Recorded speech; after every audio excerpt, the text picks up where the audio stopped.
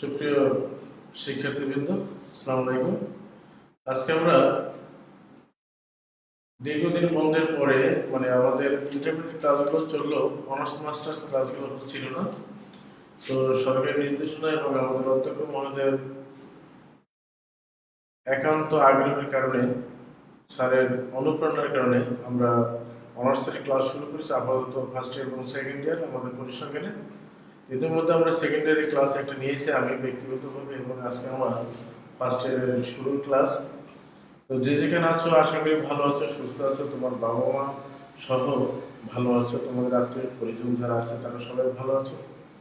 তো আশা করছি আমার ক্লাসটা যতক্ষণ থাকবে তোমরা উপভোগ করবে, এবং তোমাদের কোশ্চেন যদি থাকে আমার পড়ানোর পর সেটা আমাকে মেসেজ করবে সরাসরি, অথবা আমাকে ফেসবুকে না লিখে আমাকে সরাসরি মেসেজ দিবে যে আমি এই জায়গাটিতে বুঝি নাই বা এখানে আমাকে আরেকটু বলতে হবে, আমি সেগুলো রিপিট করব। তোমরা আমার সাথে থাকবে এবং সবাইকে ক্লাসগুলো অংশগ্রহণ করতে বলবে, কেননা এই বৈশ্বিক যে মহামারী এটা কবে নাগাদ শেষ হয়, আমরা যে স্বাভাবিক জীবনে কবে ফিরতে পারি, আমাদের স্বাভাবিক ক্লাস আমরা কবে ফিরতে পারি আমরা সেটা বলতে পারবো না। সুতরাং এই অনলাইনের ক্লাসের উপর ভিত্তি করে আমাদের আগাতে হবে। সবাইকে ধন্যবাদ। আজকে আমরা পড়াবো, ইতিপূর্বে আমরা অনেকগুলো ক্লাস নিয়েছি। যখন কলেজ স্বাভাবিক ছিল, পরিস্থিতি স্বাভাবিক ছিল, কলেজে তুমি এসছো, আমরা ক্লাস নিয়েছি, সম্ভাবনার উপর অনেকগুলো ক্লাস নিয়েছি, এবং দৈবচল গাণিতিক প্রত্যাশার উপর অনেকগুলো ক্লাস নিয়েছি। আমাদের শুধু বাকি ছিল সম্পর্ক মমিলারি ফাংশন আর গাণিতিক প্রত্যাশা এবং দৈবচলের উপরে কিছু অঙ্ক আমাদের বাদ ছিল। আবার কন্ডিশনাল এক্সপেকটেশন, কন্ডিশনাল ভেরিয়েন্সের এগুলো কিছু বাকি ছিল। এই তো আমি কালকে এক ছাত্র বাদলের সাথে আলাপ করলাম যে আমি কি শুরু থেকে শুরু করবো। ও বললো যে স্যার শুরু থেকে দরকার নেই, সম্ভাবনা তো অনেকগুলো নিয়েছেন, তাহলে দৈবচলক এবং গাণিতিক প্রত্যাশার উপরে নিলে আমরা কোর্সটা আগাতে পারবো। বলছি ঠিক আছে, তোমাদের একটা পরামর্শ দিলাম। তো আজকে আমরা শুরু করবো দৈবচলক ও গাণিতিক প্রত্যাশা, যাকে আমরা বলি random variable and mathematical expectation. তাই শুরু করছি।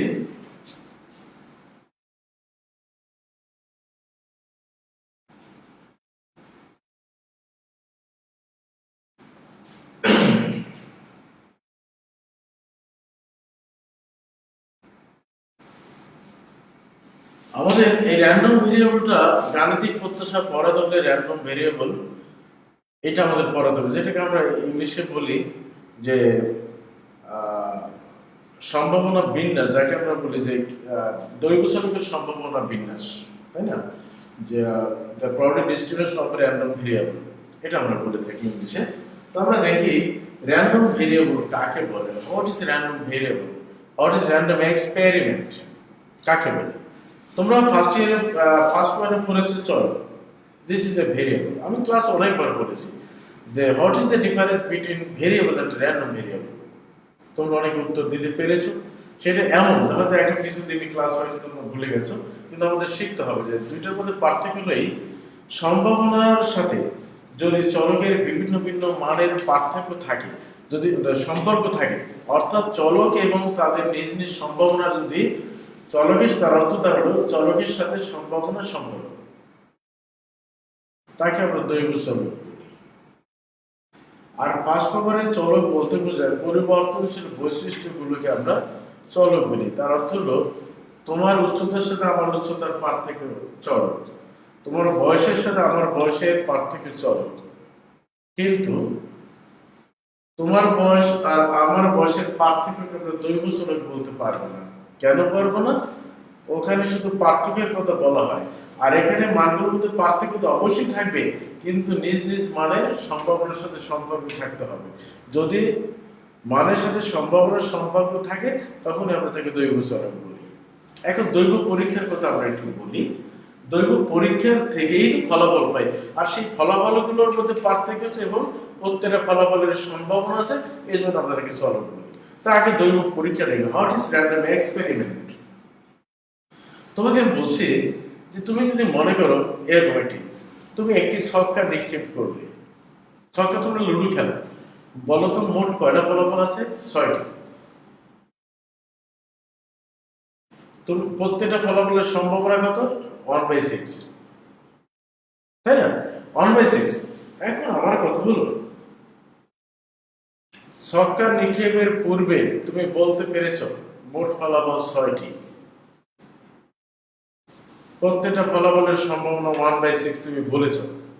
তোমাকে এই কথা শেখাতে হয়নি, তুমি নিজের ইচ্ছায় বলতে পেরেছো। কিন্তু তুমি বলো 6টি ফলাফলের মধ্যে কোন ফলাফলটি ঘটবে, এটা কি পূর্বে তুমি বলতে পারো? দেখো, মোট জানছো, বলতে পেরেছো, সম্ভাবনা বলতে পেরেছো, কিন্তু কোন ঘটনাটি ঘটবে তা আমরা বলতে পারি না। এটার নাম হলো দৈব পরীক্ষা। তোমাকে একটি কয়েন টস করতে দেওয়া হলো, তুমি জানো কয়েনের মধ্যে মোট ফলাফল হলো 2টি। তুমি বলতে পারো, কাজের পূর্বেই বলতে পারো। যেহেতু তুমি স্ট্যাটিস্টিক্স এর স্টুডেন্ট, পরিসরের ছাত্র, তুমি বলতে পারছো যে প্রতিটি ফলাফলের সম্ভাবনা কত। কিন্তু তুমি এই কথা বলতে পারো যে আমি যদি কয়েনটা টস করি, নিক্ষেপ করি, তাহলে তুমি বলতে পারো কোন ঘটনাটি ঘটবে, হেড না টেল? তুমি তো বলতে পারবে না। সুতরাং এটাকে আমরা বলছি দৈব পরীক্ষা। আর এই দৈব পরীক্ষাগুলোর মাধ্যমে যে ফলাফলগুলো পাই, সেই ফলাফলগুলোকে যখন আমরা সম্ভাবনার মাধ্যমে প্রকাশ করতে পারি, সম্ভাবনার সাথে সম্পর্ক দেখাতে পারি, তখন এই ফলাফলগুলোকে আমরা বলি দৈব চলক, র্যান্ডম ভেরিয়েবল। ঠিক আছে স্যার? তাহলে আমরা একটু দেখি, একটি কয়েনকে যদি আমরা টস করি,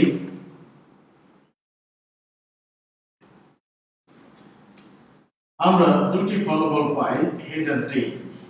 এখন এটাকে যদি আমরা নমুনা ক্ষেত্র দেই, এই হলো তার নমুনা ক্ষেত্র, হেড আর টেল। এখন এটাকে আমরা দৈব চলক বানাবো। ধরো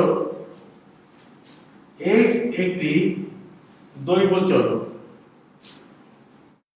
যাহা মুদ্রার মাথা বোঝায়। x একটি দৈব চলক যাহা মুদ্রার মাথা বোঝায়। এখন বলো, দৈব চলকের এখানে আমরা যে কয়েনটা টস করেছি, কয়টি মাথা আছে? একটি। দৈব চলকের মান 1। তুমি এই ফলাফলগুলোর মধ্য থেকে কি চাচ্ছ? হেড চাচ্ছ। নাম্বার অফ হেড, কয়টি হেড পেয়েছে? একটি। দৈব চলকের মান 1। আর একটি ফলাফল এসেছে টি, তুমি কি চাচ্ছ? না স্যার, আমরা চাচ্ছি না। তাহলে যেটা তোমার আসতে পারে, দৈব চলক মানে তো তুমি যেটা চাও সেটা আসবে, নাও আসতে পারে, অন্যটা আসতে পারে। যদি তোমার চাওয়াটার বাইরে কোনো কিছু আসে, তাহলে ওটাকে আমরা বলি জিরো। তাহলে এক্সপেরিমেন্ট যেটা পেয়েছে হেড আর টেইল, তাকে তুমি চলকে রূপান্তরিত করেছো 0 আর 1। এখন বলতে পারো 0 দ্বারা আমরা কি বুঝিয়েছি? There is no head. Why? কেন হেড 0 আসলো? আমরা ফেভারেবল আউটকাম চেয়েছি হেড। একটা হেড পেয়েছি দৈব চলকের 1, দুইটা হেড পেলে দৈব চলকের মান 2, তিনটা হেড পেলে দৈব চলকের মান 3। এভাবে যেটা আমরা চাই তার উপর ভিত্তি করে কতগুলো গাণিতিক মানের মাধ্যমে প্রতীকগুলোকে প্রকাশ করা, ওইটাকে আমরা বলি চলো। এখন এটাকে আমরা দৈব চলক, র্যান্ডম ভেরিয়েবল। দেখো this equal to 0 দ্বারা তুমি টেল বুঝিয়েছো। এই দুইটি ফলাফলের মধ্যে টেল আছে করে একটা, সুতরাং দৈব চলকের মান সমান 1/2। তুমি 1 দ্বারা কি বুঝিয়েছো? হেড, সম্ভাবনা হলো 1/2। দেখো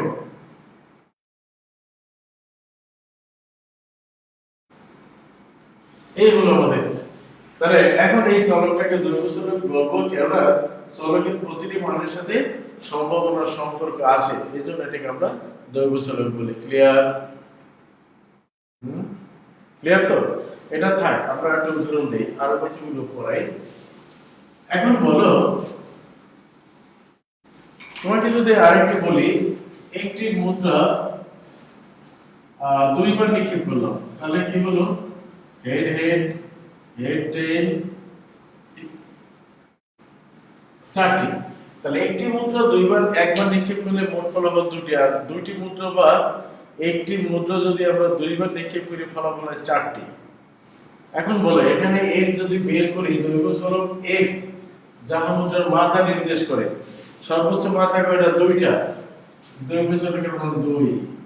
এরপর একটা এরপর 0। এখন এটাকে যদি আমরা প্রবাবিলিটি দিই তাহলে কি আসে 1/4 0 আছে 0 দ্বারা কি বোঝায় देयर इज নো হেড এমন ফলাফল একটা চারটার মধ্যে একটা মোট ফলাফল চারটা আর কোনো মাথা নেই এমন ফলাফল আছে একটি সম্ভাবনা 1/4 1 দ্বারা বোঝায় একটি হেড ওয়ালা ফলাফল একটি মাথা আছে এমন ফলাফল আছে দুইটা সম্ভাবনা 2/4 আর দুইটি হেড আছে এমন ফলাফল আছে একটি তাহলে দেখো এটাকে কিন্তু আমরা পরবর্তীতে বুঝিয়ে এখানে এটাকে কি বলে সেটা আমরা বলবো এখন এই দৈব চলক দুই প্রকার কি কি বলতে পারো একটা হলো ডিসক্রিট র্যান্ডম ভেরিয়েবল আর একটা হলো কন্টিনিউয়াস র্যান্ডম ভেরিয়েবল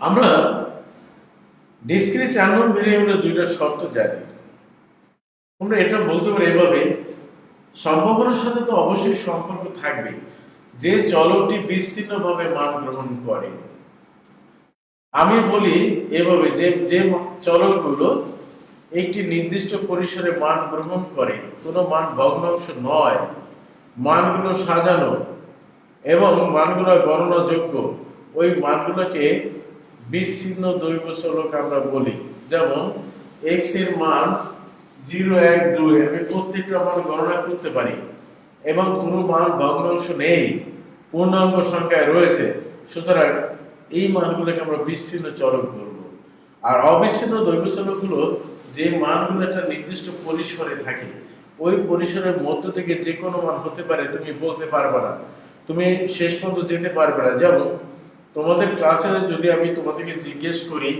যে তোমরা কেমন মানের ছাত্র ঢাকা কলেজের ফার্স্ট ইয়ার অনার্স পরিসংখ্যানে ভর্তি হয়েছো এখন আমি তোমাদের জিপিএ জানি না এখন তোমরা আমাকে জিজ্ঞেস করতে পারো স্যার আমাদের জিপিএ কেমন হতে পারে বলেন তো আমি বললাম ঢাকা কলেজে ভর্তি হয়েছো 4 থেকে 5 এর মধ্যে হবে এখন বলো আমি কারো জিপিএ নির্দিষ্ট করে বলতে পেরেছি আমি একটা নির্দিষ্ট সীমানা বলেছি সর্বনিম্ন বলেছি সর্বোচ্চ বলেছি আশা করছি এর মধ্যে হবে আর নিচেও হবে না এবং উপরেও হবে না এটা বলেছি না অনুমান করেছি এত হতে পারে তুমি যদি আমাকে জিজ্ঞেস করো স্যার আপনার বয়স কত আমি যদি বলি তুমি বলো কেমন হতে পারে তুমি বলবো স্যার 40 থেকে 45 এর মধ্যে অথবা 40 থেকে 50 এর মধ্যে এটা তো বলবি কিন্তু নির্দিষ্ট করে বলতে পারবে না যদি আমি তোমাকে আমার বয়সটা নির্দিষ্ট করে বলে দেই রাজেশের বয়সটাকে নির্দিষ্ট করে বলে দিই আর যদি জিজ্ঞেস করি যে বলো তো আমাদের দুজনের বয়স কত তুমি একবারে স্মুথলি বলতে পারবে যে স্যার আপনার বয়স এত রাজেশ ভাইয়ের বয়স এত এটা কিন্তু তুমি বলতে পারবা কিন্তু যদি না বলে দেই তাহলে তুমি অনুমান করবা স্যার আপনার বয়স 40 থেকে 45 এর মধ্যে রাজেশ ভাইয়ের বয়স 25 থেকে 30 এর মধ্যে এর বাইরে বলার কোনো তোমার সুযোগ নেই যদি সুযোগ না থাকে নির্দিষ্ট সীমানার মধ্যে যে কোনো মান হতে পারে নির্দিষ্ট করে বলা যাবে না তাকে আমরা বলি কন্টিনিউয়াস র্যান্ডম ভেরিয়েবল এই যেমন তোমাদের আবার এই অঙ্ক যখন করো প্র্যাকটিক্যাল অঙ্ক তখন তোমরা বলো যে বয়সের শ্রেণী ব্যবধান আমরা করি না 0 থেকে 5 5 থেকে 10 10 থেকে 15 তার অর্থ হলো তুমি যদি এটাকে বয়স শ্রেণী মনে করো তাহলে 0 থেকে 5 বছরের মধ্যে কয়জন শিশু আছে 5 থেকে 10 এর মধ্যে কয়জন শিশু আছে এইগুলো হলো কন্টিনিউয়াস হ্যাঁ তাই না সুতরাং তাহলে আমাদের দৈব চলক কত প্রকার আমরা বলতে পারি দৈব চলক দুই প্রকার একটা হলো ডিসক্রিট র্যান্ডম ভেরিয়েবল আর একটা হলো কন্টিনিউয়াস র্যান্ডম ভেরিয়েবল তাহলে আমরা দুটো শর্ত দেখি আমরা এটা বুঝি নাই কারণ আছে আমাদের একটা কারণ এই দেখো বিচ্ছিন্ন দৈব চলকের দুটি শর্ত তোমাদের কাছে যদি কাগজ কলম থেকে থাকে এগুলো লিখে রেখো তাহলে বিচ্ছিন্ন দৈব চলকের দুটি শর্ত এক property of x greater equal to 0 দুই নম্বরে দেখো summation property of x this equal to 1 অর্থাৎ একটি দৈব চলক যত মান গ্রহণ করে তাদের সম্ভাবনা হবে 0 এর চাইতে বড় অথবা সমান তোমরা এটা সম্ভাবনার মান কত থেকে কত বলো 0 থেকে 1 এর মধ্যে 0 কখন হয় this is the impossible event যখন কোনো ঘটনা তুমি ঘটবে না বলে মনে করো কখনোই ঘটবে না তাকে আমরা ইম্পসিবল ইভেন্ট বলি যেমন তুমি যদি বলো মানুষ মরবে না এটা একটা ইম্পসিবল ইভেন্ট আজকে আমি দেখি যে আকাশের তারাগুলো সব মাটিতে ছিল এই যে যত সব আজগুবি কথাবার্তা যেগুলোর কোনো বাস্তব ভিত্তি নেই এগুলোকে আমরা ইম্পসিবল ইভেন্টস বলি যখন কোনো ইম্পসিবল ইভেন্টস এর অবতরণে ঘটে বা ঘটতে পারে হ্যাঁ, সেটাকে আমরা ইম্পসিবল ইভেন্ট বলি, অর্থাৎ আন্দাজি কথা, কাল্পনিক কথাবার্তা মানুষ বলে। তো গতকালকে করোনা আক্রান্ত হয়ে মারা গেছে 35, তুমি যদি বলে 350 মারা গেছে, বলতে পারবে? আন্দাজি কথাবার্তা আমরা বলতেই পারি, কিন্তু যার বাস্তব ভিত্তি এটাকে ইম্পসিবল ইভেন্ট বলে। তো যাই হোক, তুমি দেখো প্রত্যেকটা মানুষের সম্ভাবনা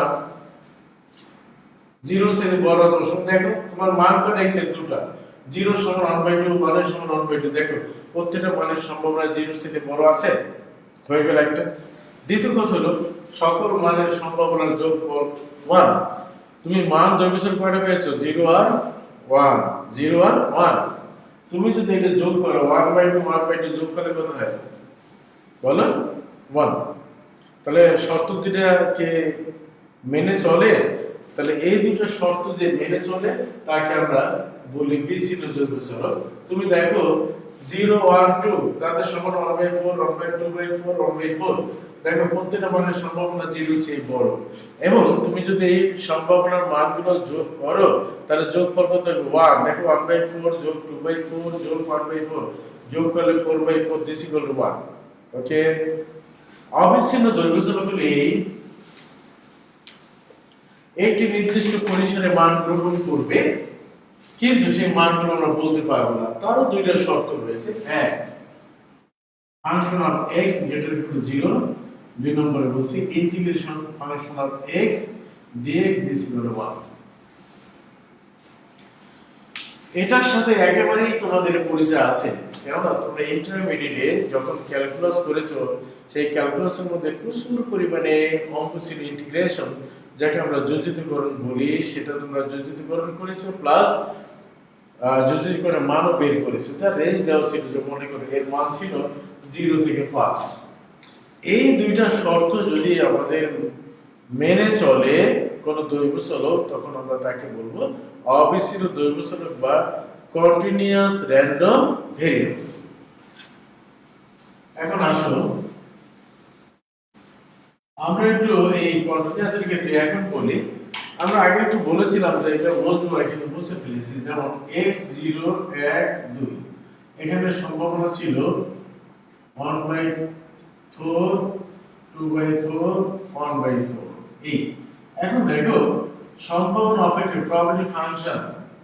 প্রবাবিলিটি ফাংশন কাকে বলে তোমরা জানো? প্রবাবিলিটি ফাংশন হলো যখন তুমি বিচ্ছিন্ন চলকের ক্ষেত্রে যদি বলি, যখন তুমি চলকের মান, দৈর্ঘ্য চলকের মান এবং তাদের সম্ভাবনাগুলো সাজিয়ে একটি ছক পাবে, একটা টেবিল পাবে, ওইটাকে আমরা সম্ভাবনা অপেক্ষক বলি, যাকে আমরা প্রবাবিলিটি ফাংশন বলি, তাই না? দেখো 0 মান আমি তার নিচে সাজিয়েছি, 1 এর সম্ভাবনা তার নিচে দিয়েছি, 2 এর সাথে, এবং একটি ছক। এখানে কে কে আছে? চলক আছে এবং তাদের সম্ভাবনাগুলো রয়েছে। সুতরাং চলক এবং তাদের সম্ভাবনাগুলো যখন আমরা সাজিয়ে একটি ছক পেলাম, তখন আমরা তাকে কি বলছি? আমরা তাদেরকে বলছি সম্ভাবনা অপেক্ষক বা প্রবাবিলিটি ফাংশন। তাহলে আসো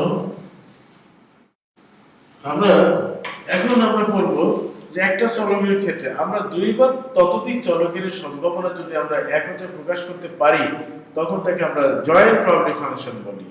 কি বলি বলো? জয়েন্ট। একটাই দেখো, এটা আমরা প্রবাবিলিটি ফাংশন বলেছি, এটাকে আমরা কন্টিনিউয়াসের ক্ষেত্রে প্রবাবিলিটি ফাংশন বলেছি। এখন কিন্তু আমরা বলবো দুইটা চলকের ক্ষেত্রে, তার দুইটা চলকের সম্ভাবনা যখন আমরা একত্রে প্রকাশ করব, তখন আমরা তাকে যুক্ত সম্ভাবনা বলি, যাকে আমরা জয়েন্ট প্রবাবিলিটি ফাংশন বলি। যেমন এখানে আমরা এই x and y আর function of x and y, এই দেখো এখানে আমরা দুইটা শর্তের কথা আমরা বলবো। যুক্ত সম্ভাবনা যদি বিচ্ছিন্ন হয়, তখন আমরা দুইটা শর্তের কথা বলবো। দেখো কি? এক, probability of x and y greater equal to 0। 2, summation probability of x y this equal to 1, x and y। এক। আর অবিচ্ছিন্ন ক্ষেত্রে দেখো function of x y greater equal to 0 আর 2 integration function of x y dx dy this equal to 1। যেহেতু চলক দুইটা, তাহলে আমাদের সামেশন আসবে দুইটা, আবার ইন্টিগ্রেশন আসবে দুইটা। এগুলোকে আমরা যুক্ত সম্ভাবনা অপেক্ষক বলি।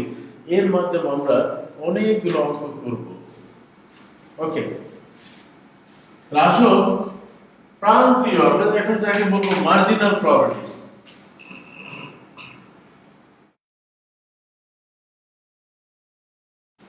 মার্জিনাল প্রবাবিলিটি ফাংশন কাকে বলে বলতে পারো? প্রান্তীয়, দেখো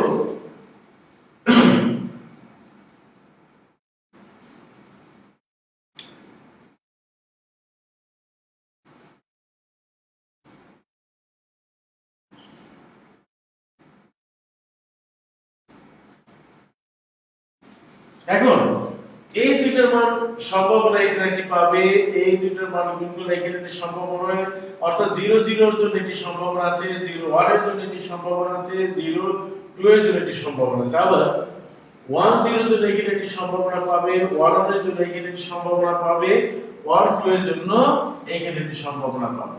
এখন এটাকে যদি x বলো আর এটাকে যদি y বলো, তাই না?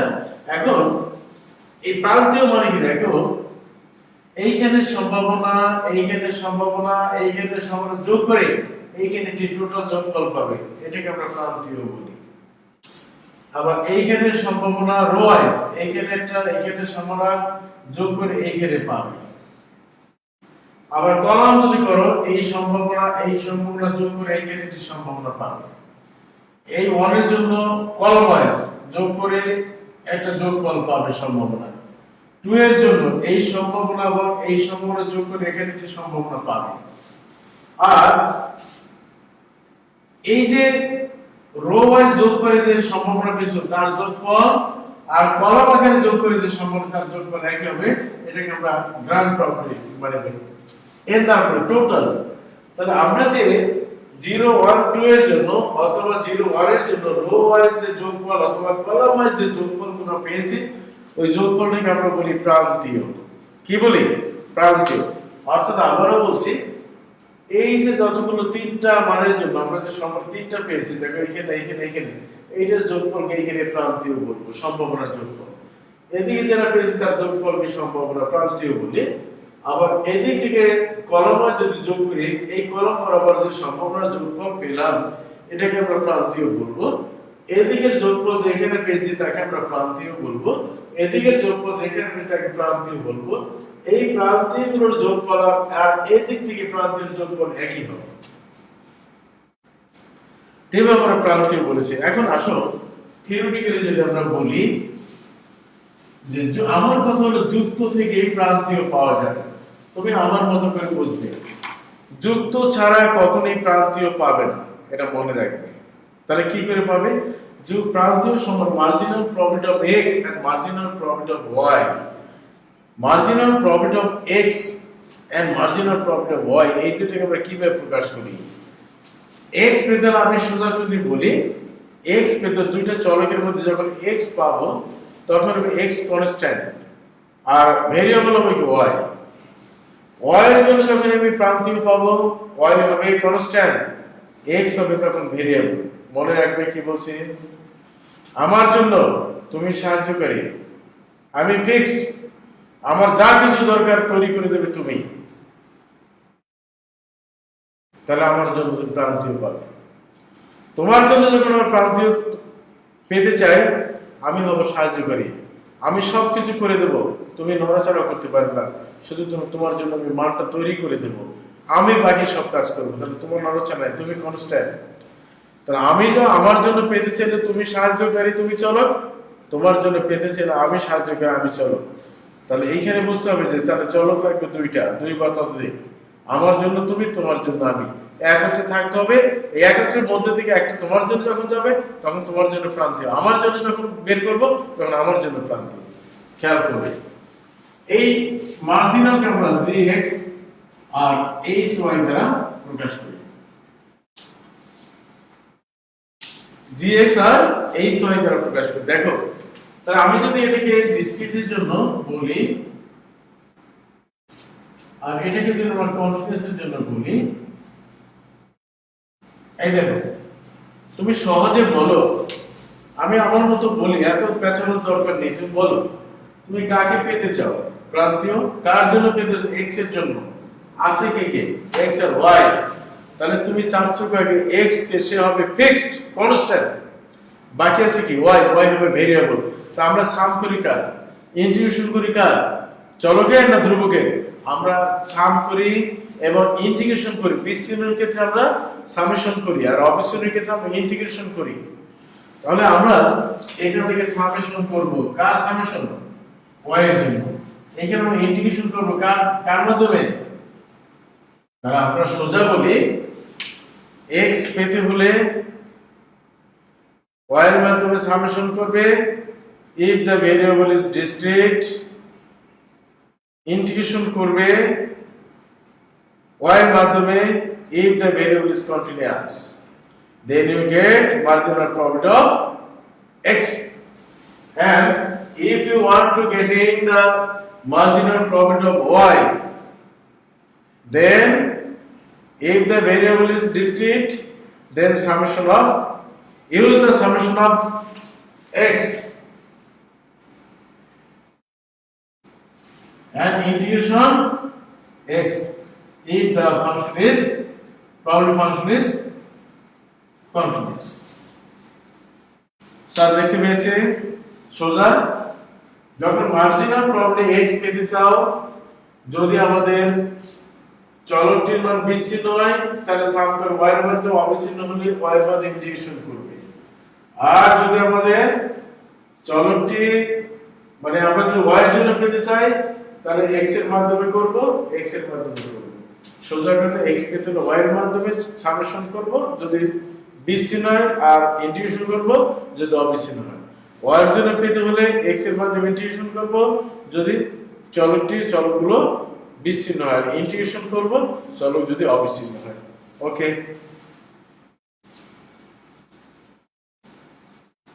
এখন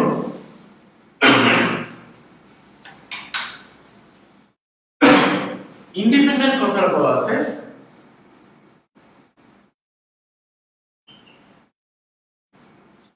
ইন্ডিপেন্ডেন্ট এন্ড ডিপেন্ডেন্ট। তো আমরা ইন্ডিপেন্ডেন্ট ভেরিয়েবলের কথা বলি, তোমরা জানো কাকে বলে সেটা আমরা জানি। যে আমরা যদি বলি যে কোনো ঘটনা ঘটা বা না ঘটা অন্য কোনো ঘটনার উপর নির্ভর করবে না, তাকে আমরা ইন্ডিপেন্ডেন্ট ইভেন্ট বলি, তাই না? আর নির্ভরশীল হলে আমরা তাকে বলি ডিপেন্ডেন্ট ভেরিয়েবল। তো এখানে যদি আমরা দেখতে পাই ইন্ডিপেন্ডেন্ট, এক্ষেত্রে কি হবে দেখো, তুমি gx পেয়েছো, hy পেয়েছো, এই দুইটার জন্য মত ধরো চলকগুলো বিচ্ছিন্ন, তাহলে কি পেয়েছো দেখো, যুক্ত সম্ভাবনা পেয়েছো। যুক্ত সম্ভাবনাকে ব্যবহার করে মূল ফাংশন ব্যবহার করে তুমি আমার জন্য পেয়েছো, মূল ফাংশন ব্যবহার করে তোমার জন্য তুমি নিয়েছো। এখন যখন এটা পেয়েছো তখন তার যুক্ত সম্ভাবনা ছিল এটা, যখন এটা অর্থাৎ gx এর জন্ম এখান থেকে আর hy এর জন্ম এখান থেকে, এখন যাদের জন্ম হয়েছে যার থেকে, সেই যারা নতুন জন্মগ্রহণ করেছে তাদের গুণফল যদি মূল অংশে ফিরে যায় তাকে আমরা স্বাধীন বলবো। তার অর্থ তার এই যত কথাই বলতে চেয়েছি এটা বলতে চেয়েছি।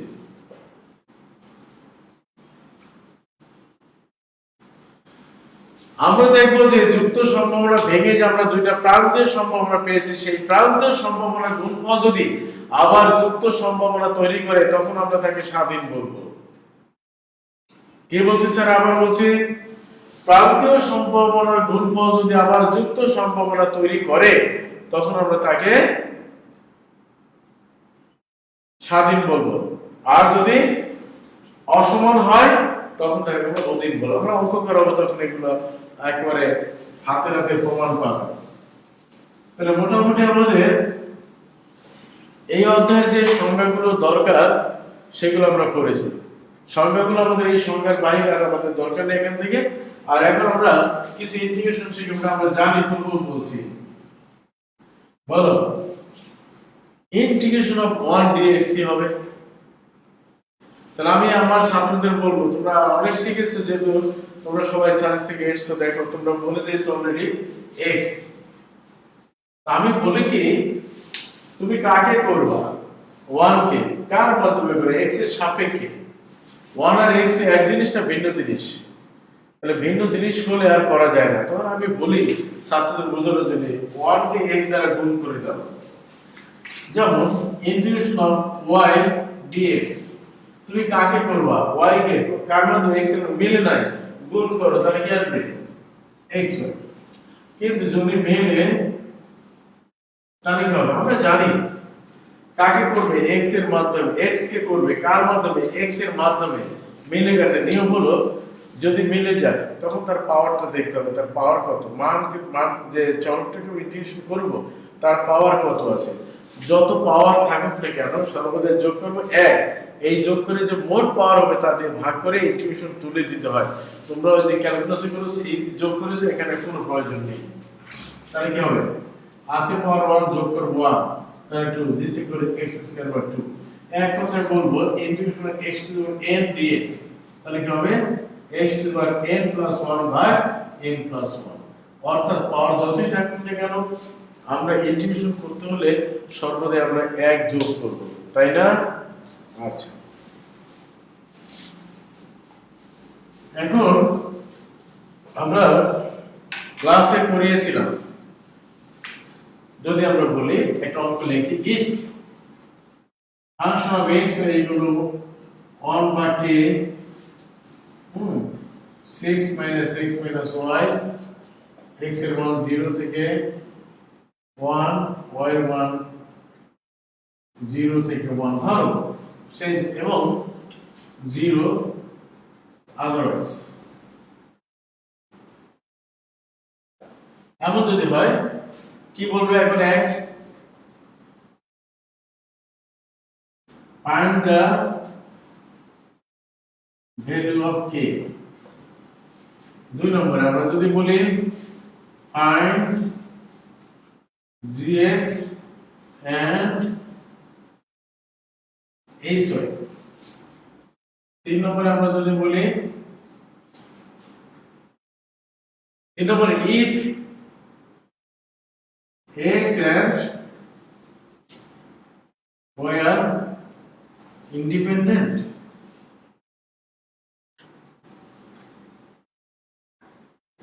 এটা আমরা যদি বলি find the value of k, k আমরা অজানা মানটা বের করব, gx এবং hy বের করব এবং পরে আমরা দেখাবো তারা স্বাধীন কিনা, তাই না?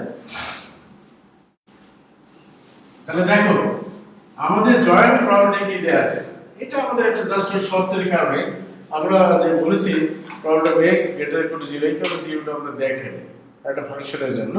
তো দ্বিতীয়ত কথা হলো এখান থেকে আমরা k এর মান বের করব। আমি ক্লাসে করিয়েছিলাম কিনা আমার জানা নেই বা মনেও নেই, অনেক দিনের কথা। তো কোনো অজানা মান বের করতে আমাদের ওই যে শর্তে প্রয়োগ করতে হবে। আমরা জানি সকল মানের যোগফল ইকুয়াল টু 1, এই শর্ত ধরে আমরা সর্বদা আননোন কনস্ট্যান্টের মানটা বের করব, তাই না? তাহলে এখন দেখো 0 থেকে 1 1, আর fx এর মান কত? 1 by k 6 minus 6 minus y dx আর dy দিস ইকুয়াল টু 1। এখন k টা 1 বাই k টা আমরা বের করে নেই। এখন তুমি কার মাধ্যমে ইন্টিগ্রেশন করবা? একটা, তাহলে আরেকটা ভিতর নিয়ে নাও।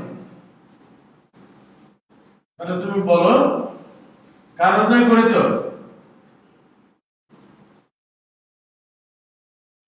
কার মাধ্যমে করেছো? আমরা x এর মাধ্যমে করব, তাহলে রয়ে গেছে কাটা y টা। কারণ একত্রিত দুইটা ইন্টিগ্রেশন আমরা করতে পারবো না, একটা আমি করতে পারি। এবার আসো, আমরা যদি বলি 1 by k this equal to, একটা তো রয়ে গেছে, ইন্টিগ্রেশন 0 থেকে 1 দিস ইকুয়াল টু কত বলো? Integration of 6 dx this equal to 6x minus integration of x dx কত হবে? x square by 2। Integration of x dx this equal to x হয়। আমরা 0 1 আমরা মানটা এখন বসাই দিই। তো একটা ইন্টিগ্রেশন শেষ, তার মানটা আমরা বসিয়ে দিতে পারি। দেখেন স্যার, তাহলে আমরা 0 থেকে 1 বলো কার মান আগে বসাবে?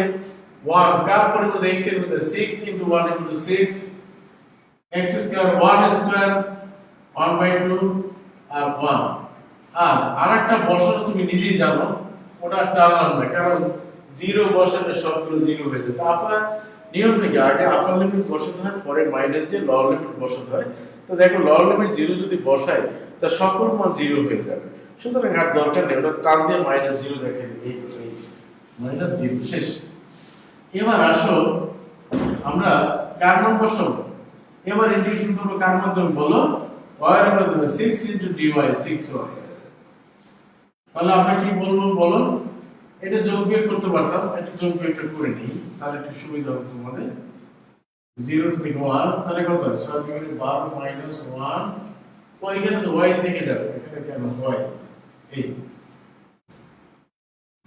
মাইনাস 2y বাই কত 2 আমরা দর্শন করেছি dy equal 1 by k 1 by 2 বের করে নিই 1 বাই 2 কে 0 থেকে 1 তাহলে কত আসে 11 minus 2y dy equal to 1 এবার করো কার মাধ্যমে করবে 1 বাই 2 কে 0 থেকে এবার তোমরা ইন্টিগ্রেশন করে ফেলি তাহলে বলো কি হবে 11y minus 2y square by 2 0 থেকে 1 is equal to 1 উপরে আমরা মুছে দিতে পারি এবার দেখো this equal to 1 by 2k তাহলে কত আসে বলো 11 মাইনাস 1 18 কত মাইনাস 0 this equal to দেখো y equal to 1 this equal to 1 11 কে 11 2 কাটা যায় y square 1 square this equal to 1 তাহলে আসলে কত বলো 1 by 2k into 10 equal to 1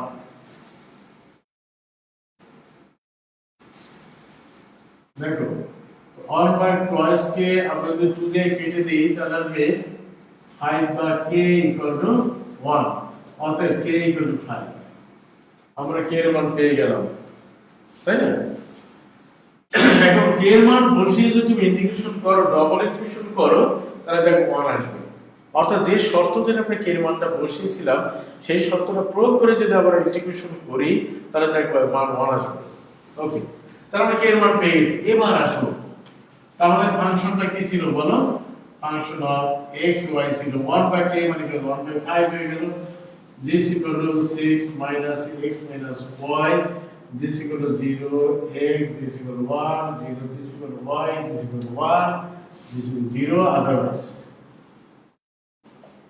এখন আমাদের ফাংশন পেয়ে গেল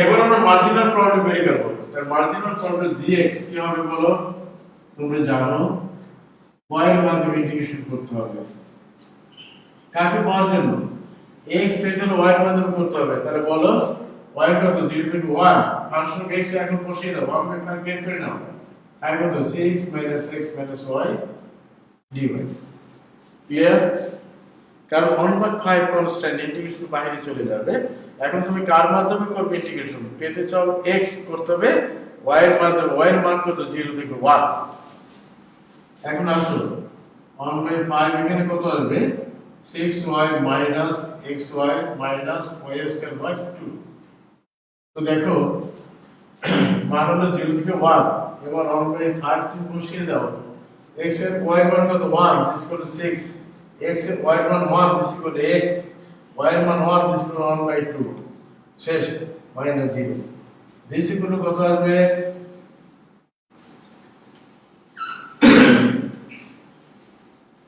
তাহলে gx equal to 1 by 5 আসলে আমাদের লসাগু যদি করি সলভিং এ 12 minus twice x minus 1 তাই তো this equal to 12 2 তাহলে 5 গুণে 10 এইখান থেকে 11 minus twice x দেখো করেছে y এর মধ্যে মান কিন্তু ফাংশনটা পেয়ে x এর মাধ্যমে রেঞ্জটা দিয়ে দাও x এর রেঞ্জ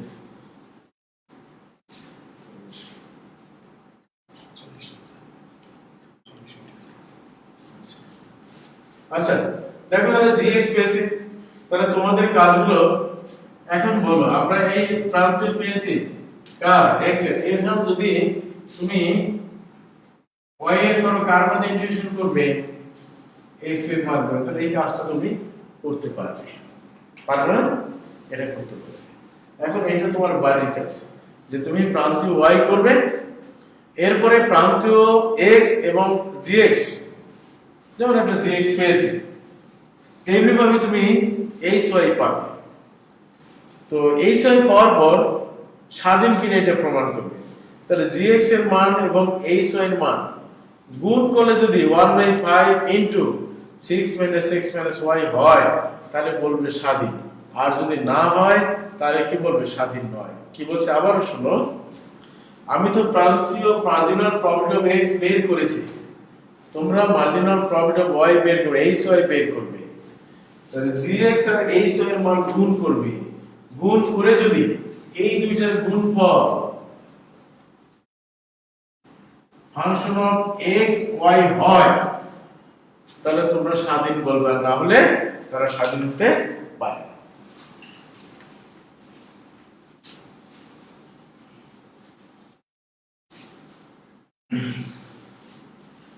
প্রিয় শিক্ষার্থীরা, যারা আমার ক্লাসটা দেখেছো তো দেখেছো, আর যারা দেখতে পারোনি তারা যারা দেখেছে তাদের কাছে শেয়ার করবে। আবার আগামী রোববারে একই সময়ে তোমাদের সাথে এই লিংকই দেখা হবে। তোমরা সে পর্যন্ত ভালো থেকো, আর এগুলো একটু দেখো, বইপত্র তো আছে তোমাদের হাতে। অনার্স তো জাস্ট আমরা ক্লাসের টপিকসগুলোকে একটু বলে যাই। অনার্স পড়া কিন্তু একটি গ্রুপ ওয়ার্ক, তোমরা নিজেরা পড়বে, অপরের কাছে শেয়ার করবে। অনার্স মাস্টার্সের পড়া কখনো একা একা হয় না, গ্রুপে। তুমি একটা বোঝো না, তোমার বন্ধু বোঝে, এইভাবে গ্রুপ করে করে। এখন তার গ্রুপ করার সুযোগ নেই, বন্ধু বান্ধবের সাথে ফোন করে নিজেরা নিজেরা একটি ভিডিও কনফারেন্সের মাধ্যমে এগুলো করতে পারো। এটা গ্রুপ তৈরি করে তোমরা সেই মোবাইলের মাধ্যমে গ্রুপগুলো ডিসকাস করতে পারো। এগুলো করে তোমরা এগিয়ে নাও। অনার্স মাস্টার্স তো আর তোমার অটো প্রমোশন নেই, সুতরাং এখানে তোমার কেরিয়ার, একটা বিশাল বড় একটা কেরিয়ার পড়ে আছে। সুতরাং কোনোভাবে অবহেলা করো না, সময়টাকে কাজে কাটাও। দেখা হবে আগামী রোববার ইনশাআল্লাহ। সে পর্যন্ত আমরা সবাই ভালো থাকবো, ঘরের বাইরে যাব না, সরকারি নির্দেশনা মেনে চলবো। ধন্যবাদ সবাইকে।